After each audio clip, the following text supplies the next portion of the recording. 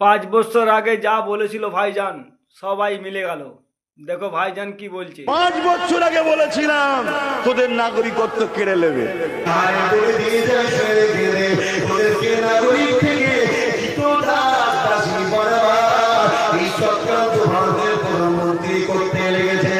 আজকে ঘটছে। খোঁজ করো, অনেকে কেটে কেটে ছাড়ছে আবার এখন। তাদেরকে আমি ধন্যবাদ জানাই যে তোরা মনে রেখেছিস। খোঁজ করো।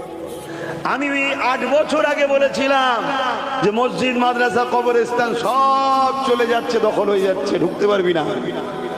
আজকে কি হচ্ছে বলো?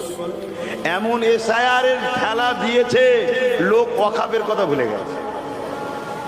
এসআইআরটা কি?